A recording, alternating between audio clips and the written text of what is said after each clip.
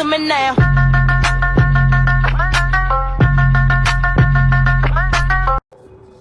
Hello mga Mima! So another day, another video.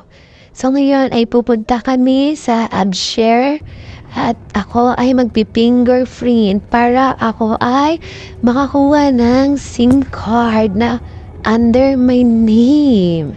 And then mamaya ay dadaan kami sa grocery. Kahit walang nagtatanong, iti-chika ko na lang din. Ako nga pala dito ay 1 year and 11 month. Eksakto ngayong araw. Yes. At isang buwan na lang ay uuwi na ang Mima ninyo sa Pilipinas. Napakaganda ng langit. Napakaganda ng sunset. Oh my gosh. Ang ganda, diba? Ang ganda ng langit. Nakikita niyo yan. Oh.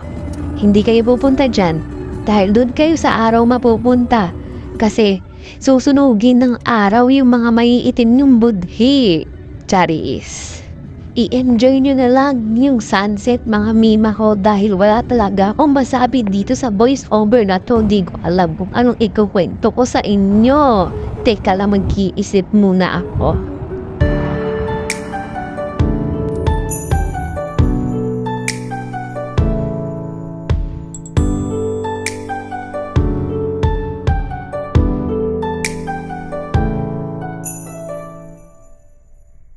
Baka may mga OFW nito mga Mima ko at magtaka kayo bakit ngayon na ako mag-a-absure 1 year and 11 months na ako dito, isang buwan na lang. Tapos na kontrata ko. Ganito po kasi mga Mima ko, paglapag ko pa lang po galing eroplano sa labas po ng airport, nag-absure na po ako at binigyan po ako ng SIM card doon under my name po. And then pag uwi ko po doon sa bahay ng amo ng ate ko, yung ate ko po ay tinignan yung SIM card. Ang inisip niya baka ma-scam ako or baka gamitin yung pangalan ko. So, ginawa niya, tinapon niya. So, ngayon wala akong magamit. Ang ginagamit kong number ngayon is under name ng aking amo. Naloka talaga ako mga Mima ko. Akala ko talaga ang pupunta namin is like opisina siya or parang basta may, alam mo yung, sa ano natin, sa bansa natin punta tayo ng PLDT may opisina siya. So ito lang talaga yung ganito lang yung pinuntahan namin. Ayan lang siya. Ayan.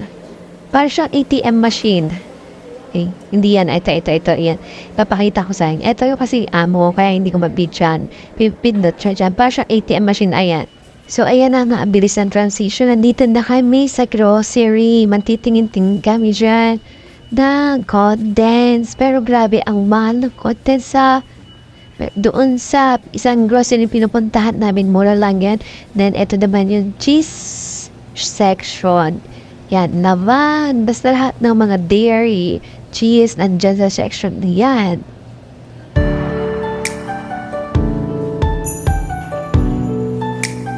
Hindi ko na nabidyohan yung iba pero nakakuha na ako ng atay ng manok dyan mga Mima ko.